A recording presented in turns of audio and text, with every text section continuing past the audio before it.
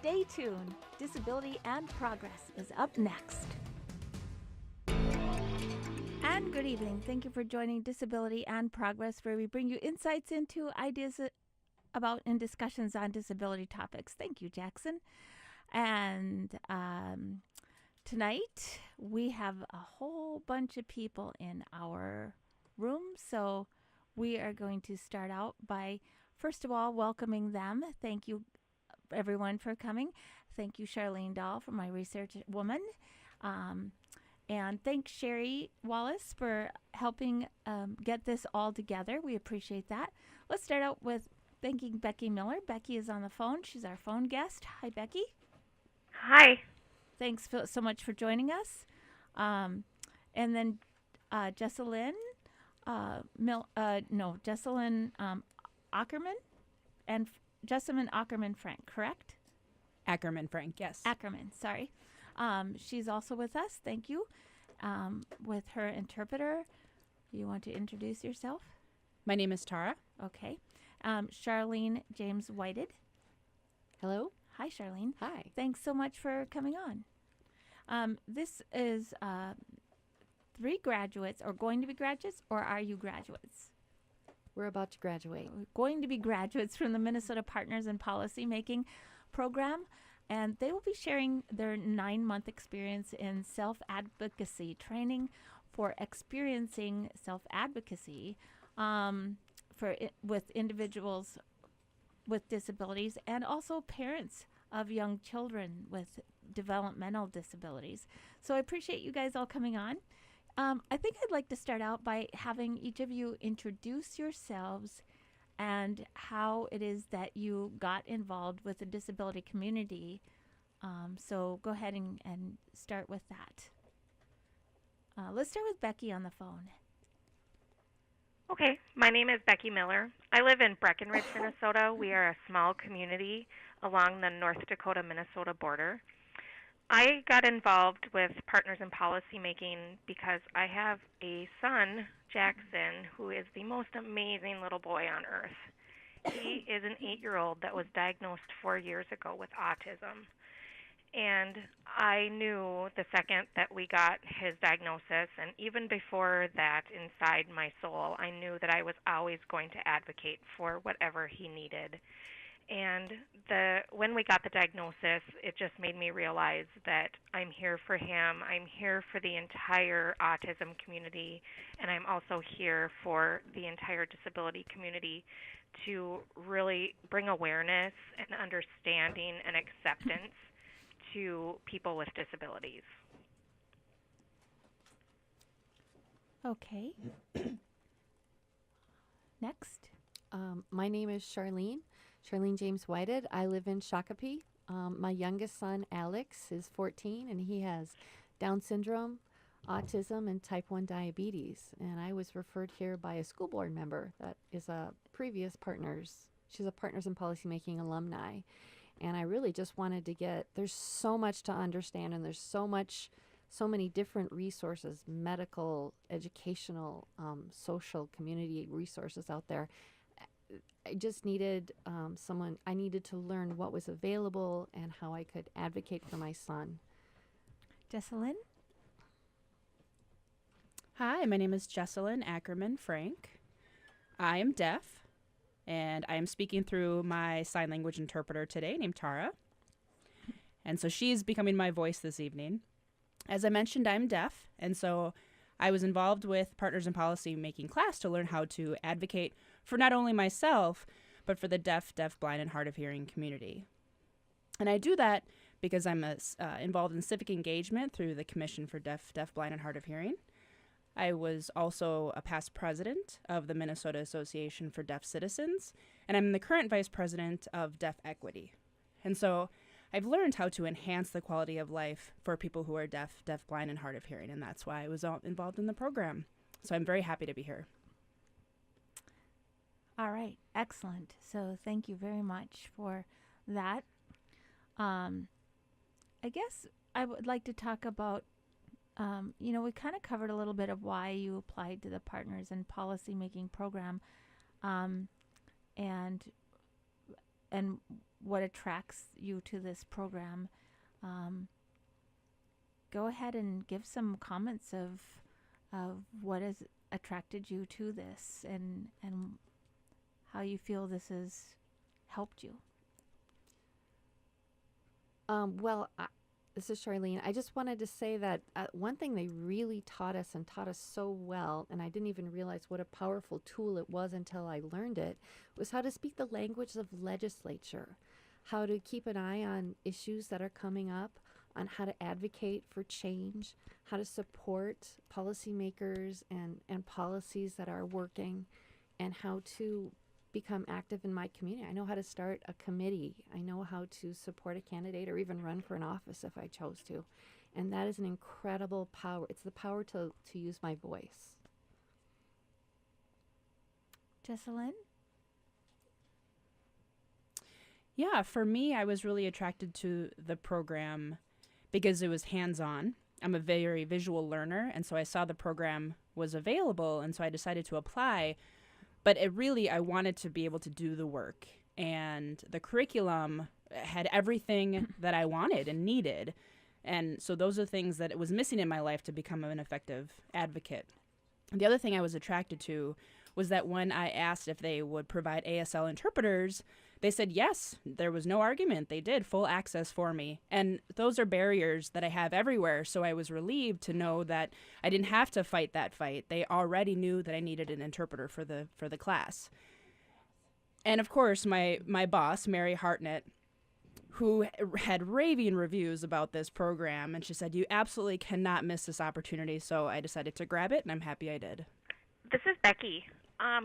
One of my biggest reasons for applying to Partners in Policymaking was I did things backwards. Last year, during the legislative session, I went to the Capitol and I was shown the ropes by people who were there and have done it before me. And while we were there and I was testifying to committees and really learning the ropes, I saw Partners in Policymaking come to the Capitol in March last year.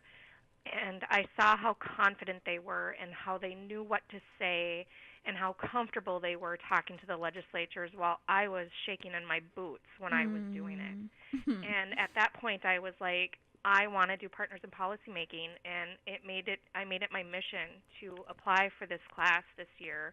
And I'm so thankful I did. I've learned so much, and now I can go up to my legislatures and I can talk to them like they put their shoes on both feet at the same time, that kind of thing. It was more of they're just like me, and learning how to talk their language and to understand that we're at the same level, that they represent me, and to not be so intimidated by them. And just watching those partners people and those partners participants that year just made me realize that this was an excellent opportunity to become comfortable and to be comfortable in my own skin talking to my legislatures about the issues that affect me and my family. Excuse me, Becky, I want to point something out, because I think a lot of people, when they go through this this particular program, they become really empowered, and they come on here and they do a great job, and they're really excited and pumped, and they're ready. They're ready to go out and make a difference. But I am I'd like to I just really would like to commend you, because you went before you even took this program, it sounds like. And even though you had no clue really of what you were doing, you had the awesome amount of, I need to do this. The drive, the motivation, the know with all that you knew you needed to do it. You just didn't know how to do it. And it really does take a lot of guts to do that. I think a lot of people, they want to do it, but they're too scared to do it. And they're not nervous, and so they don't do it until they, kind of get their feet wet or get somebody to say, come on, you can do it. So I give you a lot of credit for at least showing up. And even though you did it backwards, you still did it. So good for you for that. Thank you. I think that says a lot. We need to take a short station break, and we will be back. Usted necesita de nosotros y nosotros necesitamos de usted. Sea un voluntario aquí en la radio KFI. Visite el enlace kfi.org/volunteer. Regístrese para la acción de voluntarios que pasen el primero jueves de cada mes a las 6:30 de la noche y encuentre tu puesto en la radio hoy. We deafblind folks may be lucky in one respect as compared with other people with disabilities. We don't see people staring at us. This means we're less burdened by what's called the abled gaze. This is Keep Moving Forward. Let the shameful wall of exclusion finally come tumbling down. Exploring the legacy and promise of the Americans with Disabilities Act. I'm speaking on behalf of John Lee Clark, who's a second-generation deafblind man. He's also a poet, a Braille instructor, and a family man with a wife and 3 boys. These are his words. I interact with hearing and sighted people all the time. Most of them are awesome and respond well when I do tactile gestures to communicate. But some are like deer caught in the headlights. They freeze.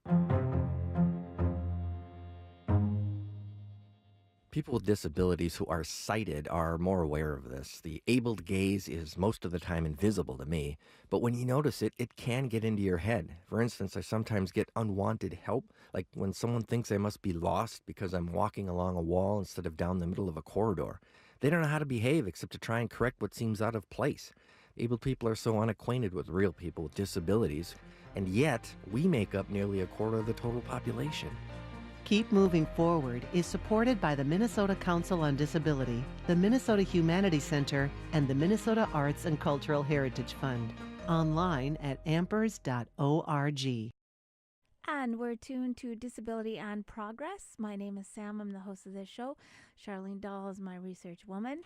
We're also joined with Becky Miller, Jesselyn Ackerman Frank, Charlene James Whited, and they're here. They're going to be graduates from the Minnesota Partners in Policy Making program, and they're talking about their shared experience that they have had for the last 9 months, and learning to advocate. What particular story really stands out? If you could each kind of take a turn and go around and talk a little bit about that. Jesselyn, would you like to start? Sure. I think I would say for me, being in the class, I'd say maybe I was 4 or 5 months in. And I had a specific experience that I shared with the class.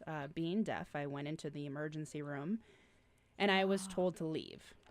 They said the doctor wouldn't see me, and the front person wouldn't talk to me. They turned me down because there was no interpreter available. And so I offered to write back and forth with them, and they refused care.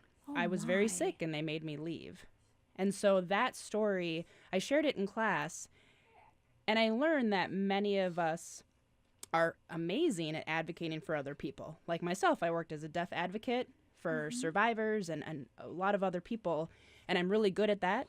But when it was time for me to advocate for myself, I froze. And so it was embarrassing. I was ashamed of myself. But at the same time, it gave a name to that process, and it really helped me realize that I'm a normal human being, and there are certain steps that need to go through. I mean, of course, it was an awful situation, but because of the class, I developed the confidence in myself that I need to, and the respect for myself that, yeah, it's okay. It's okay to make mistakes, and I learned that process that everyone will experience, and I just learned how to advocate for myself. And so I would say my takeaway is just the confidence that I've gained from this course. So, Jesselyn, I am curious in that particular situation that, first of all, it sounds like a horribly scary and frustrating situation, and certainly would have spiked anger in me. What did you learn that was the magical thing to do to get them to listen up in the future? Well, at that point in time, I was dumbfounded, to be honest. I to myself, I thought, I was so sick, I could barely see straight. So, but after that, and I went through that process, I learned that as a self-advocate, there are specific steps that have names. I should not be shy because I'm struggling to advocate for myself, or I should not feel defeated. I learned that there's no, that name defeat. I should be able to network with other people, and I should be able to go in and reach out, and it's okay to reach out for help and say, I couldn't advocate for myself. Can you help me? I was afraid that people would say, well, my advocating skills for the community is great, so why can't I advocate for myself? It's so easy to advocate for other people. But for me in that moment, the people in the class really taught me that we have all felt defeated at one time, and we have all been frustrated at one time. But use your networking skills and use the power that you have and the power of telling the story. And that's where really we'll make the impact to influence change. Okay. Becky? My story, I think, that I've learned is one of my biggest struggles being the parent of a child with a developmental disability has been acceptance of the people around my son, Jackson. Schooling, daycare providers. Mm-hmm. I think my biggest thing is that I realized through partners is that other parents with children with autism are experiencing the same thing I am. We've been told by daycare providers we can't provide daycare for your child. He's too much work. He requires too much one-on-one. He needs to be alone, and I can't let him be alone in a room without my eyes being on him. And it really made me realize that we have a broader issue in our society with these children that are dealing with autism and other developmental disabilities, and to bring that acceptance and knowledge, and knowledge is power, and to be able to learn from partners in policymaking and take what I've learned in my classes every month and be able to apply it and help other parents and to help daycare providers and to help the school system understand how to deal with our children. It's a different, you have to view them differently, and normal parenting that we were brought up with doesn't work with our kids.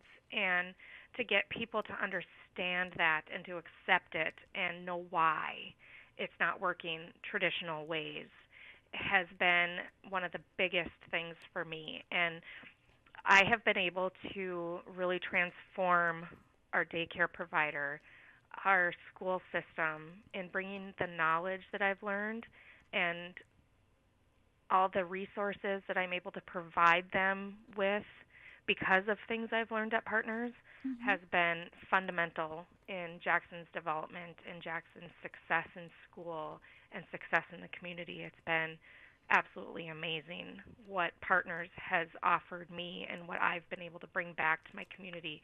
Being in rural Minnesota, we kind of feel alone out here, and I feel like there isn't resources and there isn't the support, but I have that support through Partners, and I've made friendships and I've made connections, and I've been connected with people that I need to be connected with in order to bring these resources into our community in Breckenridge. Charlene? Yes. Well, I have a story. It's a little more, it's pretty personal, but we were all at lunch one day. There's about 10 or 12 of us at a round table at lunchtime, and one of the self-advocates had posed a question to the married people at the table, the parents, and said, how did your child's disability affect your family, your marriage, your relationship with each other?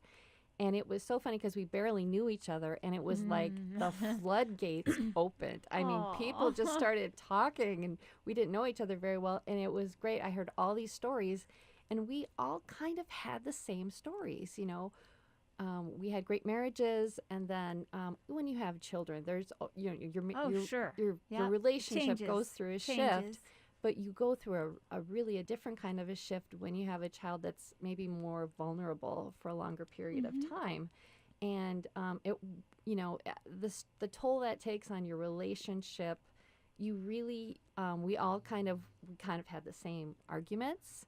and we kind of had the same disagreements and the same situations. Usually one parent is way more proactive than the other, and one reads all the books and goes to all the support groups, and one kind of just tries to figure it out themselves. And it was just so interesting. We all had a term that I used, that we all had some dark years Yeah. Yeah. for a while there till we found our bearings and found our way. And of course, when you have a disability in the family, the breakup of the marriage ratio goes to, instead of just 1 out of 2, 3 out of 4 marriages break up. That's right. And so that was just amazing to me to connect and hear the same stories and everything.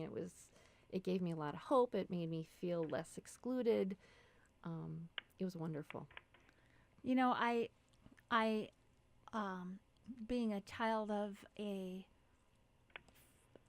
couple with, of a child with a disability, of a couple, I can tell you that that is really true statistic, that the divorce rate is much higher in families with people that have children with disabilities. And a friend of mine who had a child with disability said it best, I think, when she said, there is no in between. It really brings you very close, or it splits you. I agree. So that was an interesting note that I made for families. And as I grew up and watched families go through stuff, that was totally true. Mm-hmm. I saw a family who they had a child who was deaf-blind, and there were probably, I believe there were 5 or 6 other children, and the mother assigned the children different timelines that they would spend and do things with the child, so the child would interact with everyone in the family, and that they would always be included. And it was amazing. I saw that family was very close, and I really had a lot of respect for that. And then I've seen, families where children were kind of left, or the mom took the child, and that was that. Mm-hmm. So it is a difficult thing, and I think working your way through the ranks of what to do and how to advocate is a very important thing. I have a feeling this next question I might need Sherry to answer, but if any of you can, fine. Sherry, if you want to grab a mic. I'm just curious of the applications, are they still being taken? They are. We have gone around the state to get applications for next year, and the due date is the second week in July. All those applications can be filled out online. Usually we get 60 to 80 applications for about 30 to 40 slots. We look carefully about how much attention each person's going to need as far as with the budget, and make sure that we spend wisely but invite people from all around the state. And it's very exciting this year. I'm going out to social workers and caseworkers in the schools who I've never reached out to before, and ask them, do you have any parents that are overwhelmed as they raise children with developmental disabilities? And they said definitely they know some of those parents, and those are the parents that can really benefit from Partners in Policy Making. The applications are online, as I mentioned, and due date is in July. I have to quickly get the exact date that they're due, but the classes start in September. It's a big commitment, as these 3 individuals can tell you. It's a lot of time and homework, but the intense interaction and support of the groups are terrific, and I think each one of these people could mention the most powerful program that of all the 8 programs. There's now 1 more left in 2 weeks, but the most powerful program that really spoke to them and sort of rattled their cage as they took this class. I can tell you the one that most often is mentioned to me as I've been involved over the past 10 years, but I'd really like to hear from these Sure. three people. And can you tell me too then, so the ones that have submitted their applications, you're already looking at them? I never see these applications, and in fact, I don't know how many have come in so far, but I'm just the person that has the blowhorn and the bullhorn and really pounds the bushes to get people to pay attention to the value of this program. So I never see the applications. How do they decide if there's too many? Is it first come, first serve, or is it who needs it most, or how do they do that? It is very important for this class to be balanced. Although it's mostly female, they try to get some males also in the class. They look at people, they want people from all over the state. They also want individuals that are dealing with a wide variety of disabilities. Whether it's you want to balance people that have autism, people that have cerebral palsy, people that are deaf or blind, and we want that balance. We also look at, are there people who need language interpreters? And Jesselyn this year was using the deaf interpreter, but there could be also people need Spanish, and then having 3 people that need to have a Spanish interpreter or an individual that needs a Hmong interpreter. That if you have 2 or 3 together, then you have a very good use of that interpreter's time. So we want a balance, and some people are in half the class being individuals with disabilities, half the class being parents who are raising young children with disabilities. All right. So could each of you, thank you, Sherry, could each of you kind of give me an idea of what your favorite,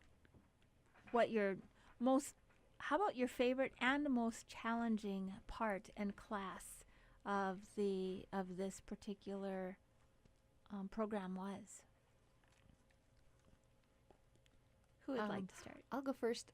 The most challenging was when they made us put on skits. It was one of our first weekends, and being very shy and putting on a costume and putting on a skit in front of a room full of people was absolutely terrifying. By the time we were done, though, we were laughing so hard. It really didn't matter if you did a good job or not. It was just you got up there and you did it and you built your confidence. The most fun was going to Capitol Hill in March. That was an amazing experience. Who wants to go next? This is Becky. I'll go. I want to say the most challenging part for me was our very first week, or our very first month weekend in Partners was talking about the history of disabilities and just how disabilities have evolved over time. And I look back at some of the things we saw, some of the images, some of the institutionalization of people with disabilities just broke my heart. And that was a really tough weekend for me, and that was our first weekend. And then our assignment that weekend was to find how history is repeating itself and to realize that some of those things are still happening to people with disabilities today. That was the hardest part for me.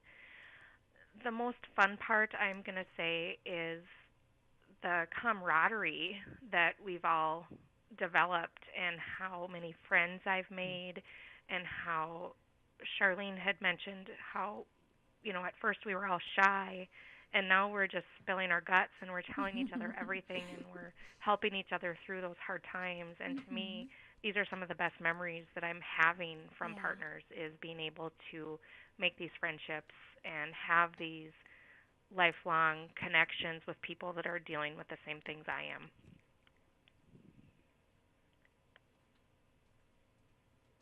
And this is Jesselyn. I need to agree with you, Becky. The first week was tough for me as well. To see so many people in our community, in the deaf, blind, hard of hearing community, suffering so much. I didn't realize the history myself, and I didn't realize those institutions and the segregation that was happening and everything that they went through and they suffered through. My heart was broken too. I mean, it was hard. My own history that I wasn't even aware of, that was tough to swallow. It was good, but at the same time, yeah, it was rough. I think the process of that was tough. Definitely eye-opening. I would say the challenging part, they're long hours, 2 very long days. There's a lot to process. There's a lot to take in. So, you definitely need time after that to decompress. I would say the funnest part for me was when we were given the challenge to provide testimony. Not at the Capitol. It was actually on site at the hotel. And, of course, there was some legislature committee members that were there, and they were sort of testing our skill. And so I decided that I wanted to ask that they can support a bill that the service animal bill, that I wanted instead of a service dog, I wanted a service peacock. And so that was just a hoot. I mean, I was testifying on behalf of why I wanted this service peacock, and I said, you know what, why not? Time to test the waters and see my ability to convince or lobby. I wanted to try and do something out of the box. And so I tried to convince them that my pet peacock should come with me on the airport and on the plane and have the same duties that a dog would have. I mean, it was hysterical. I mean, it was fun. It was a lot of fun, I would say. Thank you. We'll need to take just another short station break, and we'll be right back. Nuestra programación es financiada por Ampers y por Minnesota Arts and Cultural Heritage Fund. Anuncio de Ampers.org. Presentando música, arte y cultura, incluyendo muchas producidas por KFI. Información y audio en Ampers. Radio diferente para las comunidades de Minnesota, KFI.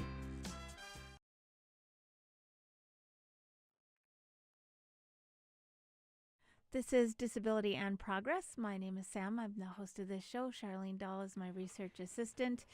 And we are here with several people: Becky Miller, Jesselyn Ackerman Frank, Charlene James Whited, and they're from they're going to be graduates of Minnesota Partners in Policymaking and the program, and they're sharing their 9-month experience on advocating, learning to be self-advocates. So what kind of homework? It sounds like this is kind of an intense program. Can you each talk about what kind of homework is given so that you will have to do outside of class? Well, this is Becky. Every month after the class is done, we have to send a thank you to one of the presenters, and that's not very time consuming. I've actually just learned that it's best for me to write the thank you while I'm at the class and then get it addressed, and then I can mail it when I get home. A wise thing. Because I found that if I didn't do it right away, I forgot, and then when I was doing my homework for the next month, I felt like it was too late. And then there's online classes that you can take that are optional, but the information is phenomenal in those online classes. And then it's things like writing letters to your legislatures, local, state, and federal. Doing just reaching out and connecting with people and working on those skills that we learned in class and being able to be confident in your ability to speak out and be an advocate. Charlene or Jesselyn, do you want to address this as well? Yes. Well, I didn't know you can only write one thank you. I've been writing thank yous to all of them. Wow. But there are so many great speakers and so many great contributors. It's hard to pick just one. So, Becky, I don't know how you picked just one, but good for you. And it's such a simple thing, and it almost sounds silly to have that as homework, but it really is a gesture that will make you successful in your work in advocating. So that was really valuable. Yes. Any more? Yep, and this is Jesselyn.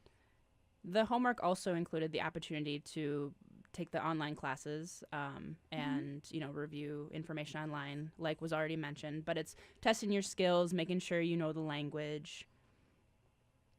I would say one fun part for me was to be able to write the different letters and the thank you notes to give sort of my personal touch and my personal acknowledgement why I appreciated for them to take the time and how it impacted me. Right. And calling legislators as well and trying to make appointments with them. That was challenging, definitely challenging, but that was part of the homework, and yeah, we did it. So you each have to make an appointment with the legislator about an issue? Yep, exactly. We tried to locate our local legislatures, and we had to make appointments to talk with them about current issues. Excellent. So do you get a sort of pseudo grade at the end of this class, or do you get points for accomplishing all the tasks, or how does that work? Nope, no grades. We don't get any grades. You are expected to complete all the homework to the best of your ability and just give it your best. So, but there's no grades. Are there other people that you do talks for or do advocacy for? I'm active with my local Seek group. I've been attending school board meetings, which I've never done before, and city council meetings. What is Seek? Seek is, in Shakopee, it's CPAC. It's Special Education Parent Advisory Council. Ah, okay. Where parents meet with administrators to discuss ongoing issues. So can each of you kind of talk a little bit about why you would encourage others in your community to apply for the program? I would start. This is Becky.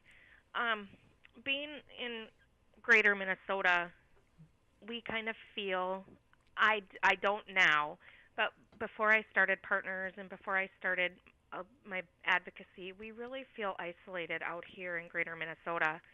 And we're not isolated. There's many of us. And Partners in Policymaking has given me the confidence to go out and seek people and to hand out a business card that says, hey, I'm Becky Miller. I'm here to help you navigate this complicated system that we have. And it's just been a great experience for self-growth and for bringing awareness to our community that I'm not the only one, and the parents that are out there aren't the only ones. Since I've started Partners, I've helped 7 families seek out services in our area that weren't confident enough to come forward, and now that I'm confident enough to come forward and seek people out and to help people and help them navigate this complicated system, just to know that you're not alone. And that's what Partners has done for me, and I really suggest that for other families that feel isolated, because you're not. There's other people out there that are going through the same things you are, and there's services and there's people that can help you. I just want to say, Becky, first of all, I'm not sure I should admit this, but I will. When I was a teenager, I knew I had a good friend who lived near you, so I can tell you that I know what Breckenridge is. It's across from Wahpeton, North Dakota. Yep. And she had a big family, and she was visually impaired. And you're absolutely right. It can be very isolating. And I think for them, like, she was out in the community all the time, and she walked all over, and she talked to everyone there. But if she hadn't, like, I could see how that family would have felt isolated, because the community in general, unless you teach them, they don't seek you out. They don't. You're correct. Jesselyn or Charlene, comments from you guys? Sure, this is Jesselyn.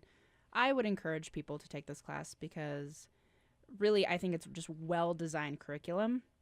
Often we look for the missing parts to our effective advocacy, but this program knows the differences between, knows what we need. You know, we can't name it, but they can. And not to mention also, this is the only program that brings in legislators and senators and county people to you. You have the opportunity to meet them face to face and talk to them. And they've given up their time to talk to you and to mentor you and to teach you. And then they practice with us and do some hands-on work. And, you know, they're not just talking at us, they're actually working with us. And so I felt that was just an incredible benefit. And this program, really, you can't find it anywhere else. So I encourage everybody to just grab the opportunity, especially because it's here in Minnesota. And it started in Minnesota by our wonderful Colleen. I mean, she really is phenomenal, and the work she's done has been amazing. And so I know people nationally want this program, so don't be shy. Grab it. It's here. I mean, the networking, the mentoring, it's amazing. It's absolutely amazing. Yeah, and I just want to add, we're lucky to live in a place like Minnesota because there are so many resources available in the disability world, but it's tough to find them, and it's tough to get your foot in the door sometimes, and it's tough to find out what's right for you. And Partners in Policymaking really helps you navigate through all that confusion. And it also feels great because as we study the history, we're standing on the shoulders of people who have pioneered, who have just forged a trail that is amazing. And you feel a responsibility to carry the torch further, and that you are definitely a part of something so much bigger than yourself. A quick question, Sherry. I'm going to make you do it again. Can anybody take this online who's out of Minnesota, or do you actually have to live in Minnesota to take this program? No, this is available online for anyone. And in fact, there's partners, at one time there was a Partners in Policymaking class in every state. I know that's been changed now. It's very expensive to put on because you have these experts coming in. Yeah. But every state except for one. It also has gone to Ireland and Denmark and Australia. So people can just go online to Partners in Policymaking, or how do they? They can. They need to go to get to know the program. You can go to Minnesota Partners in Policymaking and just Google that. One thing that hasn't been mentioned is there's no cost for this program. This program even reimburses people for their travel. And if a family is going through this training and has to leave a child that needs extra care, child care, that child care cost is reimbursed. So in putting together this program, Colleen Wick really thought of every barrier or every excuse that a parent could make to not, no way am I doing that, to make it possible for people to come. We have people that have come from all over Minnesota for this program, except for 2 counties. And I am knocking on doors for those 2 counties, to Wabasha County, if anyone's listening, and Lac La Pearl County. Those 2 counties, I'm going after them, but it's really been a very powerful program. Everyone from Austin to Roseau, there are people that have graduated from this program. It's been going on for 35 years, and this class in 2 weeks will graduate its 1,000th, hard to say, 1,000th graduate. Wow. So that's pretty amazing. Drum roll, please. That is a big yes, deal. Right. And I want to know, so those people who take online, out of state or otherwise, how do they get to experience the legislator part? Because I think that is a huge key experience. You're right. The most incredible element here is being in a room with people that are different than you, but you all have some connection to disabilities. Mm-hmm. Maybe you're not a parent. Maybe you're not the self-advocate. Maybe you don't live in a small community. Maybe you don't live in a large community, but you have some connection, and you all have different legislative connections, but the idea is still the same. There's a history of pain.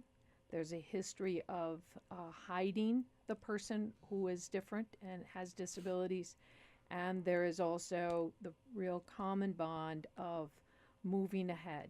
And the passion of caring for your child, to see the potential and the hope for your child for their future, but also seeing the hope for yourself, that you as a person with with a disability can find new ways to advocate for yourself, just like the story that Jessalyn told of being in the hospital and emergency room and being sick. But it's a very powerful program. I have seen photos of people in September and then meet them in May. I can't recognize them because they have that. It's amazing what self-confidence does to your looks, ladies, you know, and men, but it just brings out the best in you, and there are more smiles in May classes than in September classes. And people, they have developed a bond, and this incredible bond and connection and support. And oftentimes these people have Facebook pages that they stay connected for many, many years thereafter. They always remember the number of the class they're in, and this class number is 35. Right. They all knew it. And it's just a very powerful experience. Many people have said this is life-changing. So I do now have the due date for applications, the online applications, at July 9th. And so when somebody is taking this online, do they get to hear recordings of speaking with the legislators, or how does that work? I can't answer that.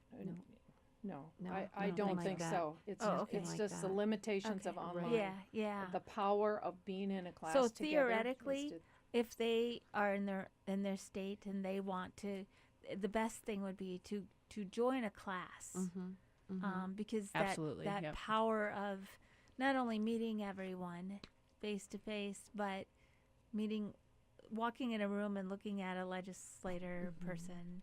And I understand how that can be very intimidating. I think, wow, what would what would I say to them? It's, you think of all the things that are unfair, or the things that need to be changed or fixed, and how you would do it. But when it comes down to actually opening up and saying this is, and giving the argument, that's a key thing. So Oh, I just want to add, they don't just bring you to the Capitol and say, okay, jump in. They prep us. Right. They prep us. We practice exactly how to format what we want to say, how to tell our story, how to conduct yourselves. We practice it time and time again before we're actually in front of a real legislator. So you're prepared by the time you get there. So I just want to offer you guys to tell any final stories or give any final bit of advice or information that you would like to anybody out there as far as in regards to the program. This is Jessalyn. I'll say don't miss the deadline, July 9th. Absolutely. There's just so many great things to say. I wouldn't miss it. I went into it not expecting too much, and it really, truly is life-changing. I recommend it to everybody and anybody. It's a great program. This is Becky. I can't tell you what weekend was most beneficial because they were all equally beneficial. Everything from navigating the school system, to navigating housing, to navigating transportation, to navigating housing. everything. I've learned so much, and things that I never even thought of. I thought that I had this. I thought, I've got this disability. And Partners has taught me more than I even thought that I was going to learn. And so going into it, even thinking that, hey, I've got this is just going to give me a little bit of extra information, I've learned more than I ever thought I was going to. And so I can't undermine how beneficial Partners in Policymaking has been to how I'm going to be able to advocate for my child and for other people in my community. with a disability. And then this is Jessalyn. I'm going to add one quick thing. I mean, you are forever changed by this experience. There's no similar experience that I've had in my life in this program that really changed me for the better for the future. Jessalyn, I have a rather personal question. I hope you won't mind. Go ahead. As of the deaf community, as far as that goes, I mean, each community that has a disability, each disability has its own things within their disability. I do know this, even the blind community has its different halves. And I'm just curious because I know you doing something like this, you admit, I have a disability, this is my disability, this is what I need to learn. But there are some deaf people in the community that don't even think deafness is a disability. So I'm wondering if you've gotten any comments from them or any comments about how you've changed. Well, I will say you are right. As a deaf person, we don't see ourselves as having a disability. But again, I can't speak for the entire deaf community. I mean, I don't want to mean it in a negative way. Please do not get me wrong. Right.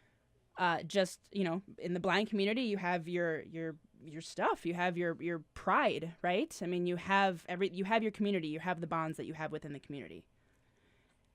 Okay. And can you say the question again? I'm sorry. I'm just curious if you've gotten, because this is dealing with, in order to be in this almost, you have to have a disability or you have to be a parent of a child with a disability. And because the deaf community often don't consider that they have a disability, I was just curious to their reaction to you taking this course. Thank you, yes. So you're right. In the medical perspective, I have a disability. Yep, I can't hear. And so we recognize that. We understand that. On a cultural perspective, we're deaf, and we're proud to be deaf. Mm-hmm. And so, yes, I medically, I have a disability, yes. But we don't say, we say we're deaf first. I don't say I'm disabled. I say I'm deaf. Gotcha. So, I don't want to segregate. I mean, we're all fine in this together, of course, but that's just how we name ourselves. We're very prideful in our community. We want to show the culture and the language and things like that. And in terms of anybody make comments to me, no, I don't think anybody made comments to me about that. They were just happy that I was in the class. Excellent. Well, I want to thank you all for coming. Becky Miller, Jessalyn Ackerman, Frank, and Charlene James Whited. I appreciate you ladies coming in to talk about this. Was there a last thing you wanted to bring up? Do you want to talk about that, Jessalyn? No. Sure. Sorry. I know. I don't know if we're ready to talk about it quite yet, but that's one of the reasons why I'm studying in this program is because we're trying to develop a model program for the deaf, blind, and hard of hearing community. Mm-hmm. To have it all in sign language, and so we're excited about the opportunity to do that. We're working with Colleen to see how we can make this happen, to model this program within our community. So it's in process, and that's something that we're definitely looking forward to. That's an excellent job, and I think good luck with that, and I think that that's very important because the more you can communicate with the people that make the laws, the better off we'll all be, right? Mm-hmm. The squeaky wheel gets the oil, and that is true in more ways than one. So we've been talking about the with the graduations from the Minnesota Partners in Policy Making program, which is no cost, by the way. It's a 9-month program, and this is in most states have this program. So if you're interested, you may go online and query Partners in Policy Making, and I bet hopefully you'll find the program in your state. I bet if you query Minnesota Partners in Policy program or Policymakers program, hopefully that you would have a link to other states' programs. Yes? Yes. Okay, great. Thank you, ladies, very much for being on the show. Thank you. Thank you so for much. having me. Absolutely. Thank you guys so much. Good night, everybody.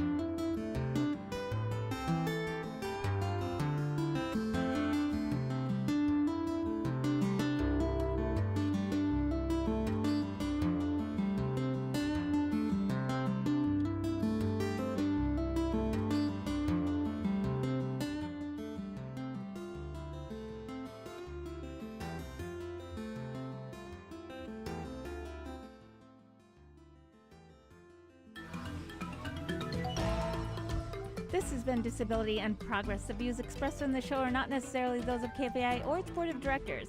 My name is Sam, and I'm the host of the show.